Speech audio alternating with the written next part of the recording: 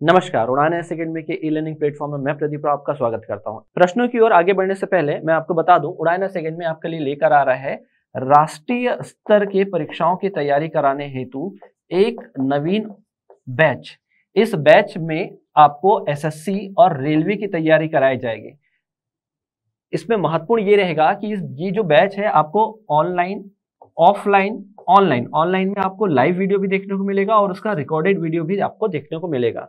और जो भी हम क्लास में आपको पढ़ाएंगे उसका पीडीएफ भी आपको प्रोवाइड कराया जाएगा।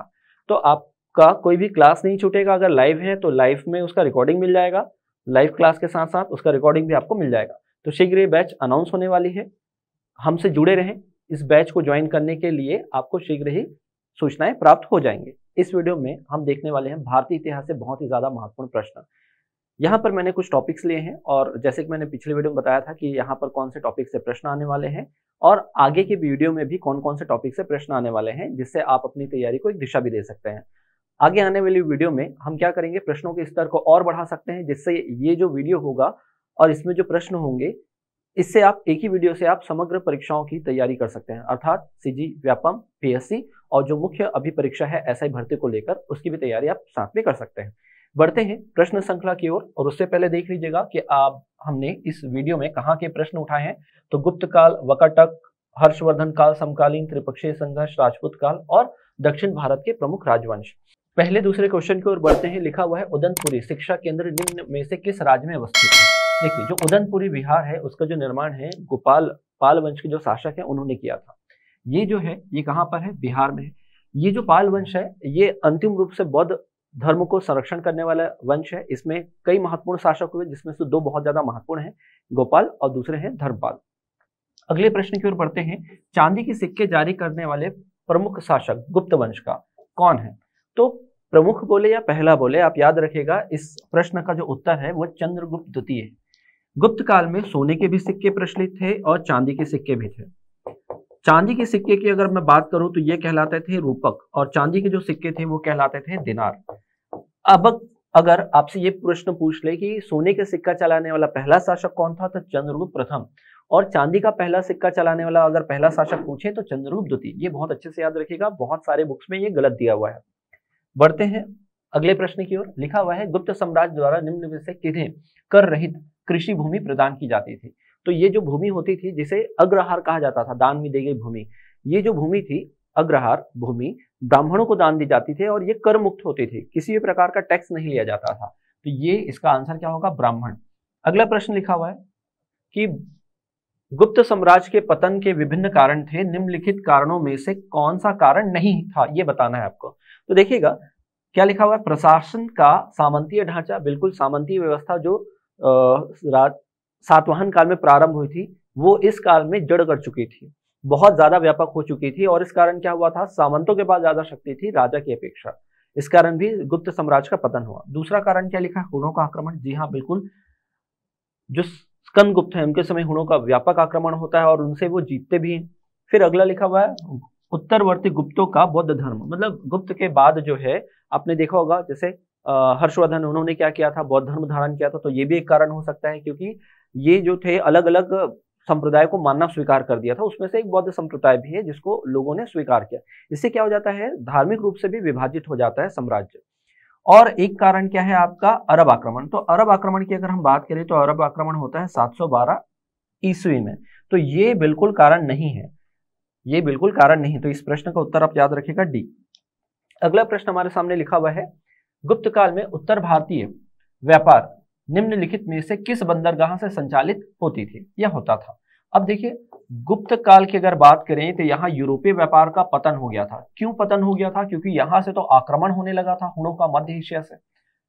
तो गुप्त काल की जो व्यापारिक स्थिति थी वो गिरने लगी थी। तो यहाँ पर क्या किया गया, जो बंदरगाह था कहाँ, उड़ीसा में, ताम्रलिप्ति बंदरगाह, इसका सहारा लेकर क्या किया गया, व्यापार को पुनः आगे बढ़ाया गया और इससे क्या होता था, दक्षिण पूर्व एशिया में व्यापारिक गतिविधि ज्यादा बढ़ गई। तो इस प्रश्न का उत्तर याद रखिएगा क्या होगा, ताम्रलिप्ति बंदरगाह।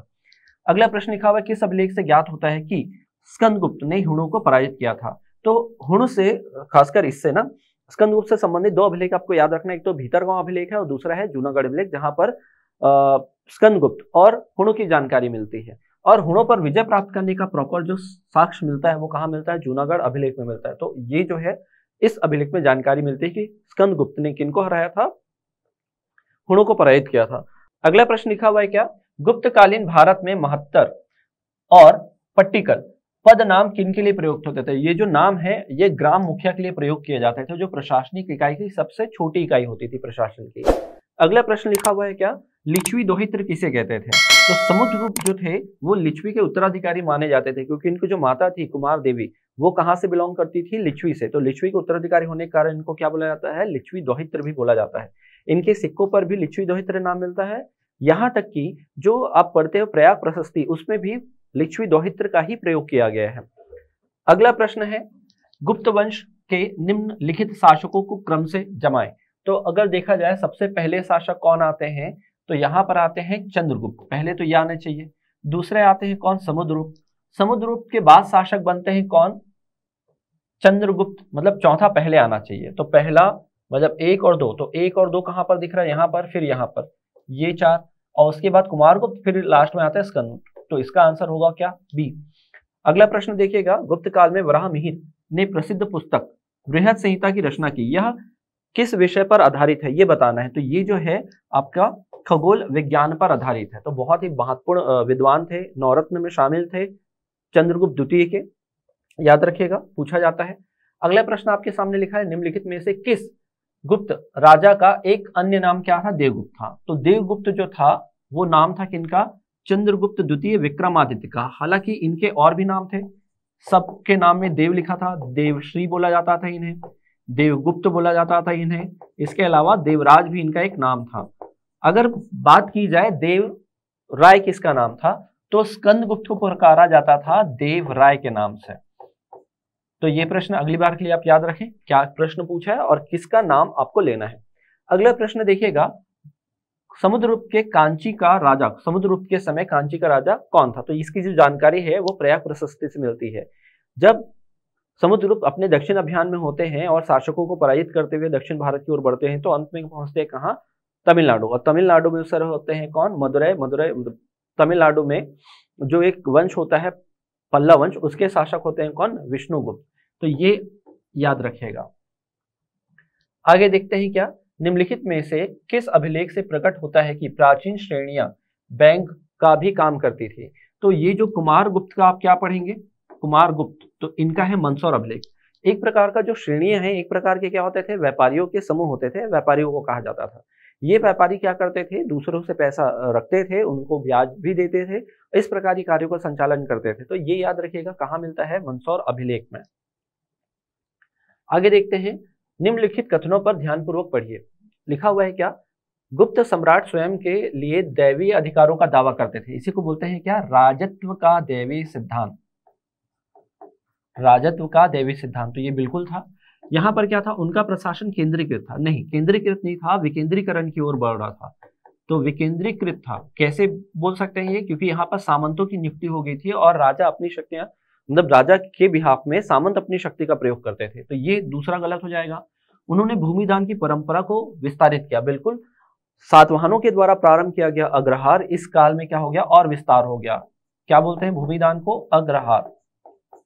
तो पहला और तीसरा सही है, दूसरा गलत। तो दूसरा जहां भी उसको आप गलत करिए, तो बचा क्या आपका, पहला और तीसरा। ठीक है, बढ़ते हैं अगले प्रश्न की ओर। अगला प्रश्न है, फाहियान और वेनसांग खालिस्तान के राज्यों को देखा था। तो फाहियान आते हैं चंद्रगुप्त द्वितीय के दरबार में और वेनसांग आते हैं हर्षवर्धन के दरबार में। तो चंद्रगुप्त द्वितीय, विक्रमादित्य और हर्षवर्धन। तो ये आपका क्या हो जाएगा आंसर। गुप्त काल में प्रांतपति किस नाम से जाने जाते थे। अब प्रांतपति जो थे वो उपरिक नाम से जाने जाते थे, और अगर वो राजकुमार होते थे उनको कुमार अमात्य भी बोला जाता था। तो ये उपरिक पद याद रखिएगा, इनको पुकारा जाता था। बढ़ते हैं अगले प्रश्न की ओर। अगला प्रश्न लिखा हुआ है क्या, सूची 1 को सूची 2 से सुमिलित कीजिए और सूचियों के नीचे दिए गए कूट के सही उत्तर का चयन कीजिए। तो सूची 1 में मतलब शासकों का नाम लिखा है और दूसरी तरफ उनकी पत्नियों का नाम लिखा हुआ है। तो कुमारगुप्त का विवाह, फिर चंद्रगुप्त प्रथम का विवाह, फिर चंद्रगुप्त द्वितीय का विवाह। तो अब जब पढ़ेंगे चंद्रगुप्त प्रथम के बारे में तो आपको पता चलता है कि इनका विवाह किससे हुआ था, कुमार देवी से हुआ था, जो कहाँ की राजकुमारी थी, लिच्छवी की। ठीक है, तो बी का 2, तो बी में 2 दो जगह दिख रहा है, एक तो यहाँ पर दिख रहा है, एक तो यहाँ पर दिख रहा है। अब अगर बात करें कि चंद्रगुप्त द्वितीय का विवाह जो होता है महादेवी कुबेर नागा से होता है, नागवंशी राजकुमारी से। तो सी में 1 कहां पर दिख रहा है? सी में 1 यहीं पर दिख रहा है।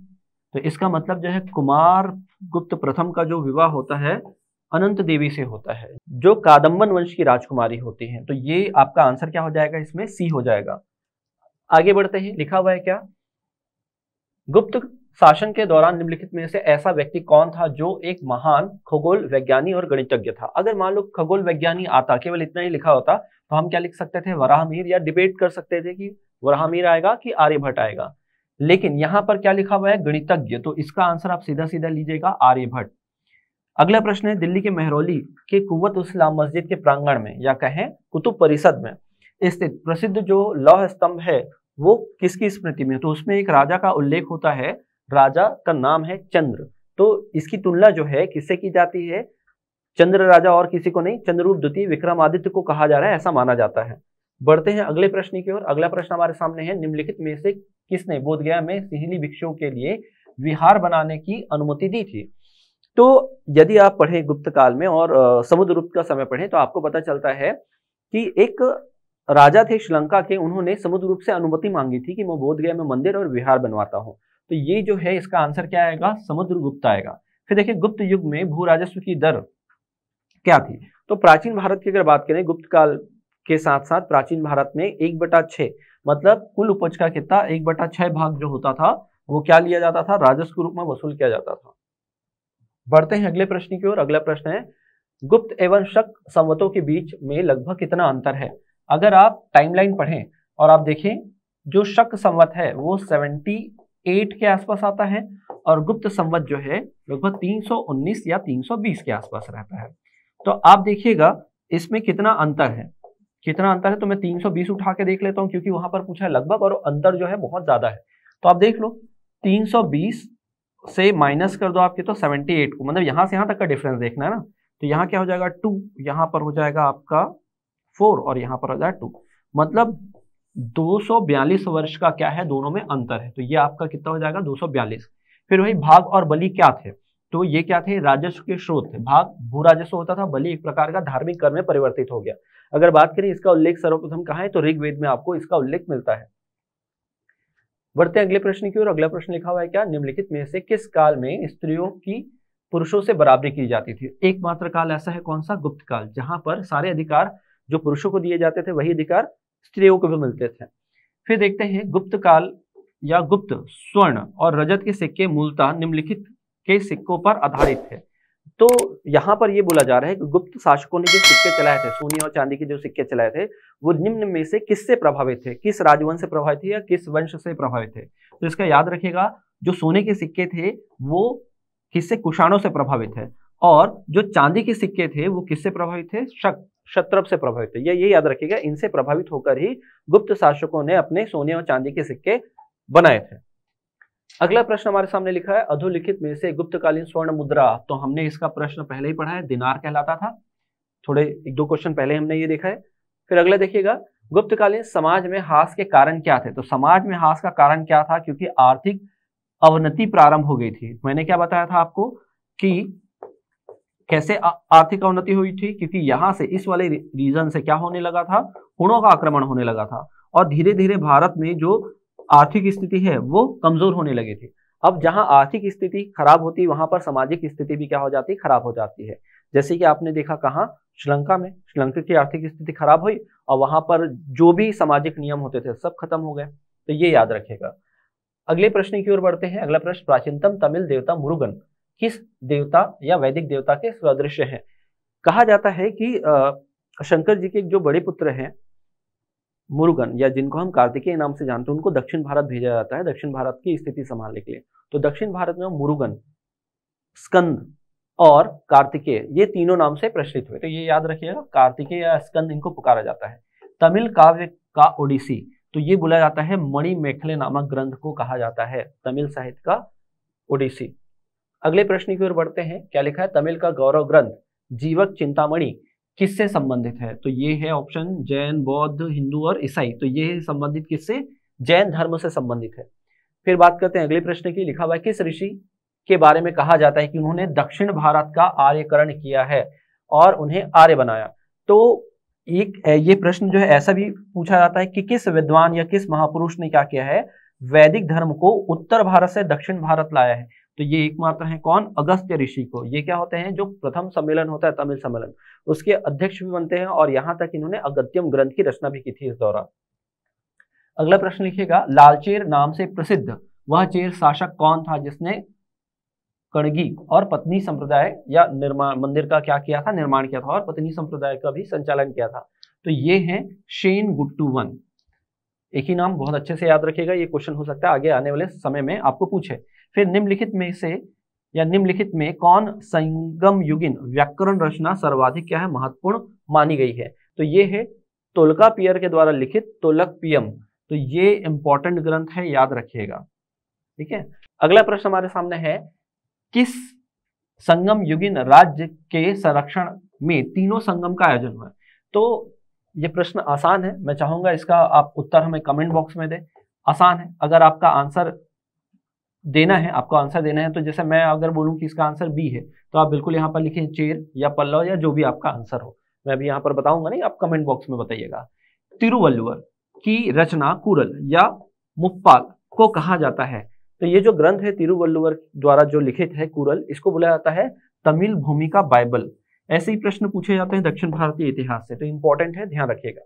बढ़ते हैं अगले प्रश्न की ओर। अगला प्रश्न क्या है, खजुराहो स्थित मंदिरों का निर्माण जो है चंदेल राजपूतों ने कराया है। इंपॉर्टेंट है, यहीं पर 84 मंदिरों की श्रृंखला मिलेगी। यहीं पर कंदरिया महादेव मंदिर, विष्णु जी का चतुर्भुजीय मंदिर और भी बहुत सारे मंदिर हैं। और इन्हीं मंदिरों की तुलना छत्तीसगढ़ में जो स्थित है भोरम देव, तो भोरम देव में जो मंदिर है उसकी तुलना हम कहाँ से करते हैं, यहीं के मंदिरों से करते हैं। फिर देखिएगा अगला प्रश्न है, निम्नलिखित में से वह कौन सा संवत है जो कलचुरियों द्वारा प्रयुक्त किए जाने के कारण कलचुरी संवत भी कहलाता है। तो देखिएगा बहुत सारे संवत हैं। जैसे सबसे प्राचीन संवत की अगर मैं बात करूं तो कौन सा है, विक्रम संवत, फिर आता है शक संवत, फिर आता है कलचुरी संवत। तो इनका ना समय आप याद रखेगा। फिर गुप्त संवत, तो मैं अभी केवल 4 बता देता हूं। ठीक है, तो यहाँ विक्रम संवत जो आया था 57 57 58 ईसा पूर्व में आया था। एकमात्र जो संवत है वो ईसा पूर्व से संबंधित है, जबकि शक वाला जो है वो 78 ईस्वी में आया। और ये जो कलचुरी संवत है, इस कलचुरी संवत का समय माना जाता है 248 से लेकर 249, मतलब इन दोनों में से कोई एक है ईस्वी। और इसको ना त्रैकुटक भी बोलते हैं, त्रैकुटक संवत भी कहते हैं, त्रैकुटक संवत। तो और आगे देखिए 319 हमने पढ़ा ही, 319 या 320 दोनों लेकर चलते हैं इसको। और हर संवत जो है 606 ईस्वी में। तो इस हिसाब से हमने देखा कि ये क्या कहलाता है, त्रिकुटक संवत के नाम से भी जाना जाता है। ये लास्ट ईयर शायद ना एमपीपीएससी में पूछा गया क्वेश्चन है। अगला प्रश्न देखते हैं, लिखा हुआ है सूची 1 को सूची 2 से सम्मिलित कीजिए। एक में लिखा है ग्रंथ का और दूसरे में लिखा है क्या, ग्रंथ। देखते हैं क्या लिखा हुआ है। कल्हण, कल्हण की रचना जो है राजतरंगिणी, ये तो बिल्कुल सही है। विल्हण की रचना विक्रमांक देव चरित्र, ये भी सही है, तो बहुत आसान हो गया। जैनक, इनकी रचना पृथ्वीराज विजय। ठीक है, तो यहाँ पर थोड़ा सा सही करिएगा, ये जो है पृथ्वीराज विजय। ठीक है, फिर उसके बाद देखते हैं सोमदेव की रचना है ललित विग्रहराज। तो ये किनके दरबारी विद्वान रहते हैं, तो शायद विल्हण देव के होते हैं, या जिनको विशल देव भी बोलते हैं, विग्रहराज चतुर्थ के। तो यहाँ पर देखिए 1 2 3 4, तो 1 2 3 4, तो यही हो जाएगा क्या आपका आंसर। बढ़ते हैं अगले प्रश्न की ओर। अगला प्रश्न हमारे सामने लिखा है क्या, किस पर स्वामित्व के लिए पाल, प्रतिहार और राजपूत के बीच क्या होते हैं, त्रिपक्षीय संघर्ष हुए थे। तो आपका जो उत्तर है वो क्या है, बी होगा। अगला प्रश्न हमारे सामने क्या है, प्रतिहार स्वयं को खालिस्तान का वंशज मानते थे। तो ये मानते थे प्रभु श्री लक्ष्मण का वंशज अपने आप को मानते थे। बढ़ते हैं अगले प्रश्न की ओर। अगला प्रश्न हमारे सामने है, दिलवाड़ा मंदिर का या दिलवाड़ा मंदिर कहाँ स्थित है। तो दिलवाड़ा मंदिर है कहाँ, आपके आबू पर्वत पर। अब थोड़ा सा ध्यान दीजिएगा, इस मंदिर का जो निर्माण है सोलंकी वंश के शासकों के द्वारा करवाया गया है। सोलंकी वंश, जिनको गुजरात चालुक्य भी कहते हैं।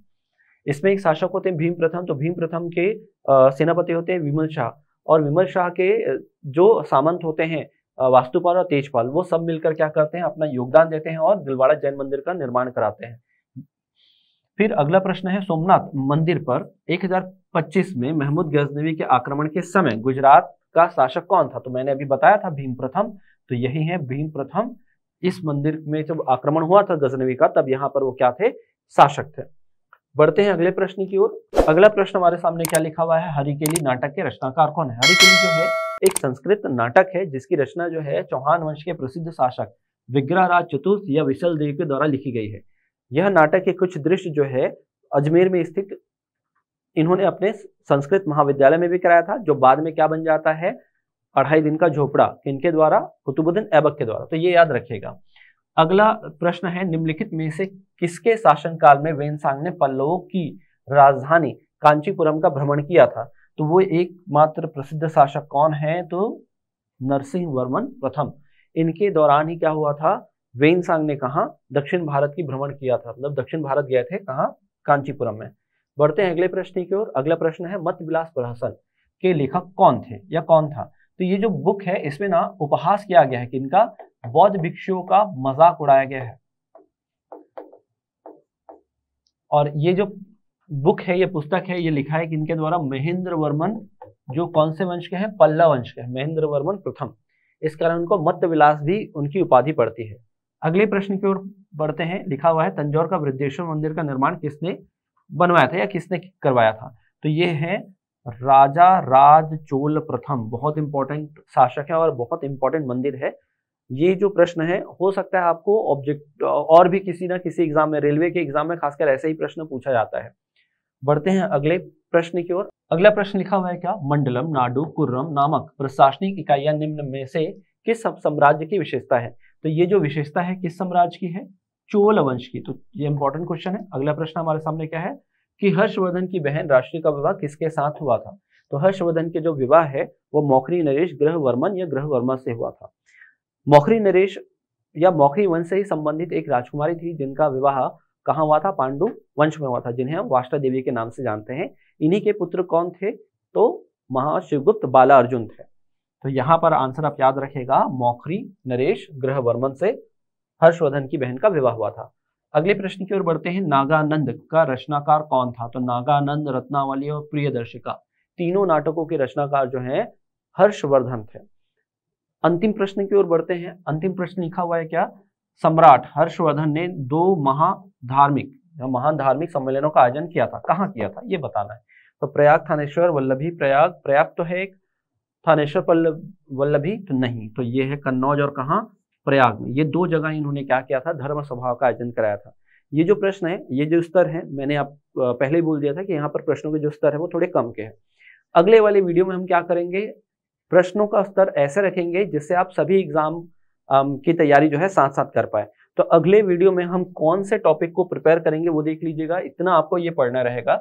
नेक्स्ट वीक हमारा एक वीडियो आएगा, उसमें आप ये देखिएगा, यूरोपीय आगमन, ब्रिटिश सर्वोच्चता के कारण, फिर ब्रिटिश विस्तार, उसमें बंगाल, मैसूर, मराठा में शिवाजी वाला सेक्शन भी पढ़ लीजिएगा, पेशवा भी पढ़िएगा, सिंध, पंजाब, फिर ब्रिटिश नीतियों में आर्थिक, प्रशासनिक, रेलों का विकास, औद्योगिकरण, ये सब, फिर सुधार आंदोलन, हिंदू, मुस्लिम, दलित और अन्य में, इसके अलावा मजदूर, किसान और आदिवासी आंदोलन। लास्ट में देखना है आपको 1857 की क्रांति। तो ये पूरा एक ही वीडियो में क्या करना है, आपको कवर करना है। यहाँ से रिलेटेड हम क्या करेंगे, 50 क्वेश्चन और लेकर आएंगे और उस प्रश्नों का उत्तर जो होगा बहुत ज्यादा अच्छा होगा। ये भी याद रखिएगा क्योंकि यहाँ पर मॉडर्न से ज्यादा प्रश्न आता है, तो अच्छे से डीप में जाकर पढ़ेंगे तो आपसे क्वेश्चन जो होंगे बिल्कुल बनेंगे ही बनेंगे आपसे। तो ऐसे ही महत्वपूर्ण प्रश्नों के साथ हम मिलते हैं अगले वीडियो में, तब तक के लिए धन्यवाद।